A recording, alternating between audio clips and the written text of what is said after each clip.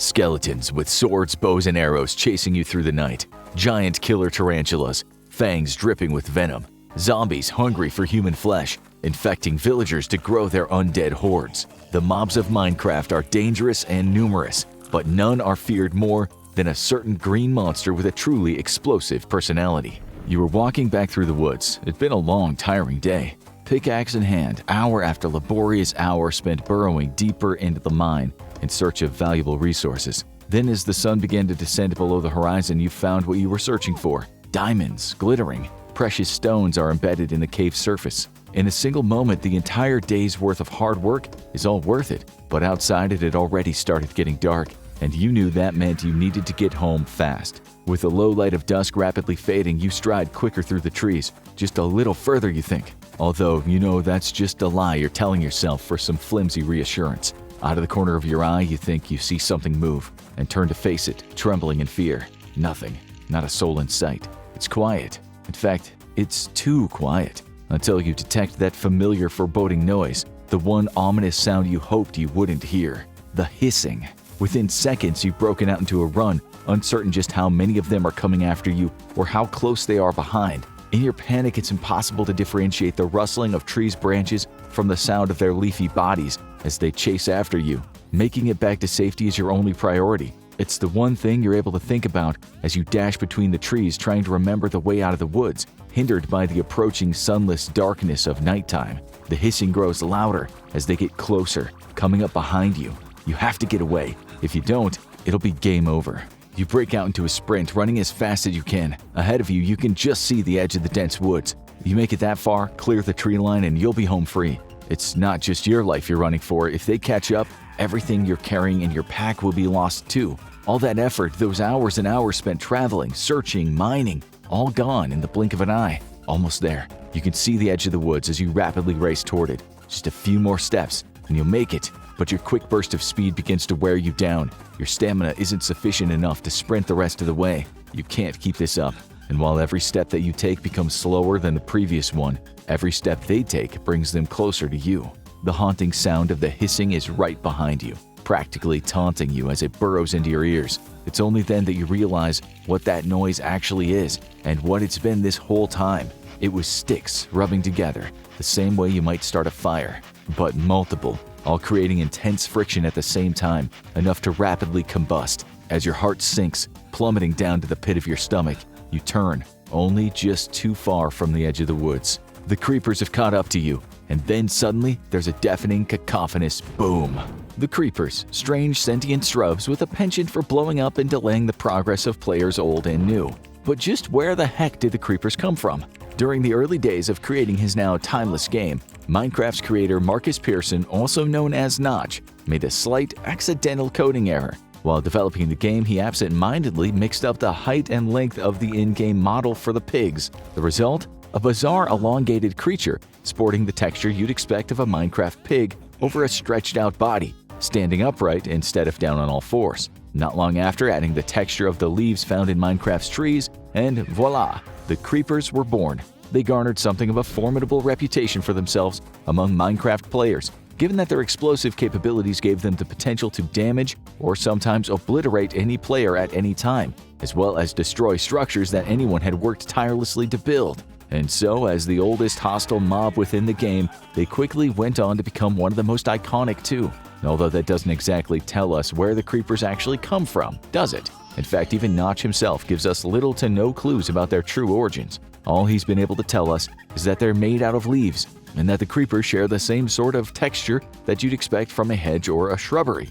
Beyond that though, where did they start? They're native to the world of Minecraft, but they can't have just appeared there one day. Being made out of leaves, you might assume that they were grown. But how? And by who? And perhaps most importantly of all, why? Why create these sentient, highly deadly plant creatures? What exactly is the story of Minecraft's first creeper? Well, what if these creatures, the sight that so often spells destructive doom to any and all who see them, were actually just trying to protect their world from the real threat, the Minecraft players themselves? Years and years ago, the world of Minecraft, known to some as the Overworld, was a rich, thriving ecosystem. Despite being constructed on every level entirely from cubes, It was a world much like our own, at least in terms of the wide variety of landscapes it contained, which, as many of us will probably be aware, are also called biomes. There were vast expansive plains of open green, rich with both plant life in the form of flowers and grass, but also animals. Pigs, sheep, cows, horses, they all roamed freely in these wide open spaces. Bordering them were often forests filled with lush trees of all different kinds, birch and dark oak, to name just a few. Beyond these were jungles, densely packed with even more diverse greenery. Mountains reached high into the blue sky, spires of stone and floating islands towered above the surface below. And far beneath the ground, hidden in networks of caves, were sparkling natural treasures, precious stones, emeralds, diamonds, and all manner of prizes for those who dared to seek them.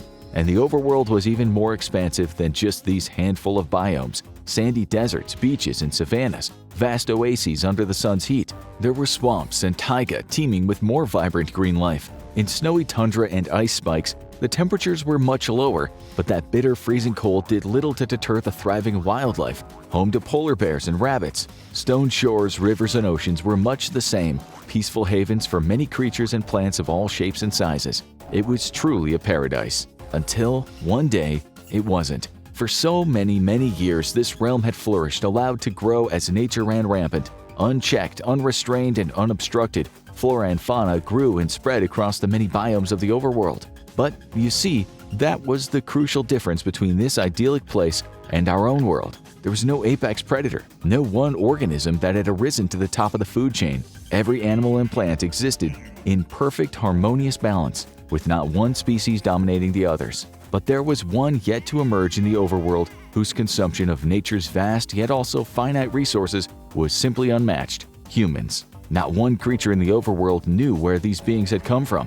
It was as if they'd appeared from nowhere, without a rhyme nor a reason for their sudden arrival. And finding themselves in this strange new world, these humans began doing what humans far too often do: destroy everything in sight. Well, perhaps that's a little uncharitable. From their perspective, these earliest adventurers weren't destroying per se, rather they were, as they saw it, creating. They'd been presented with a vast, varied world filled with seemingly endless raw materials, and all of this was at their disposal. So they set about using those materials to make things. From wood, the humans constructed houses, settlements, and bases for themselves to live in and take shelter from the elements. They crafted tools for themselves, and by digging deeper underground were able to uncover stronger materials with which to build: stone, metal, even diamonds. That was the interesting thing about the destruction the humans brought forth. It was done with the best of intentions, with the goal of building and learning how to better construct items and structures. But noble intentions didn't change the fact that their methods for seeking out this new knowledge were damaging the fragile ecosystem of the overworld.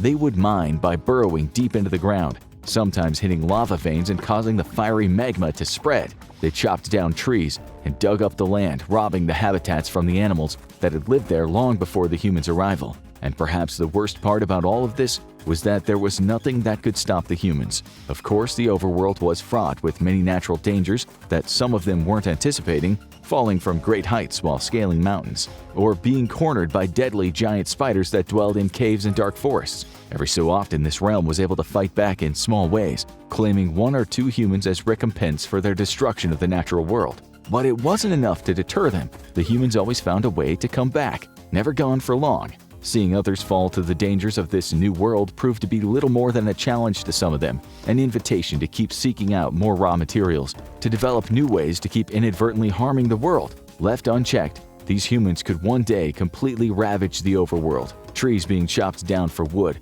sometimes entire forests being burned down by wayward humans with flint and steel or buckets of lava. Animals were being slain for food or materials that could be used for crafting. Many were even placed into farms created by humans to provide a replenishing supply of those resources. So in order to correct these ripples of such a wild and widespread nature, the overworld needed an equally widespread solution.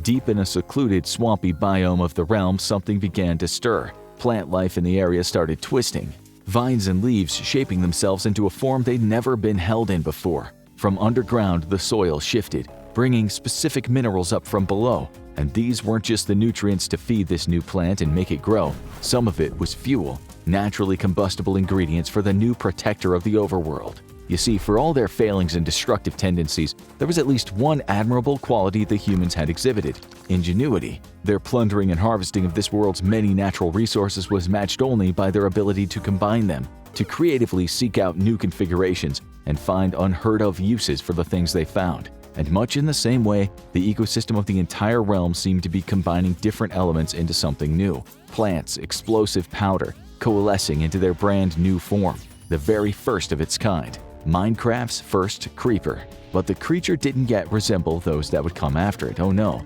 It was much bigger. It grew and grew, branches and vines entangling like a mass of tendons and muscles, forming 4 large legs that lifted the prime creeper up above the tree line. And then, there was one important ingredient to be added: a spark of life. The overworld itself had willed this new being into existence to fend off the rampant and ravenous humans, and as it awoke, the prime creeper gave out an almighty hiss. Seeing this towering mass of plant life forged into an enormous walking creature, the humans that were plundering the overworld suddenly turned their attention away from mining and crafting. Instead, they were faced with an adversary, for the first time since arriving in the overworld. Of course, another unfortunate trait of many humans is their inability to understand things that are much bigger than they are themselves. So rather than realizing that this creeper was the realm's retaliation against them, the humans only saw it as a monster coming to get them. It only took the first few humans falling to the creature for the rest to start fighting back. They forged weapons, swords to slash at its leafy legs, bows and arrows to shoot at it from a safe distance. The powerful prime creeper was able to withstand their attacks, many of the arrows fired at it becoming entangled in the dense foliage of its leafy exterior. But there was still only one creeper, and many humans. It didn't take long for them to coordinate their attacks, and eventually fell the mighty prime creeper. But that had been the plan from the start. Almost as if the overworld knew that the humans' instinctive reaction to the prime creeper would be one of hostility, the creature had been created with its own defense mechanism. Once sufficiently injured, the creature shook itself. The combustible minerals ignited by the friction of rubbing all the sticks together, resulting in one big boom. The explosion took many humans with it, but that was just the start. The force of it sent seed pods far and wide that rapidly grew into the creepers we know today. These forms of intelligent plants were the ultimate act of vengeance against the humans for plundering the overworld's resources, acting as protectors against all who dared to venture there and despoil the ecosystem. So next time you're chopping down trees or killing wildlife, tearing up the overworld on a quest to take all those shiny diamonds and build monuments to yourself, just remember, the creepers are there to stop you.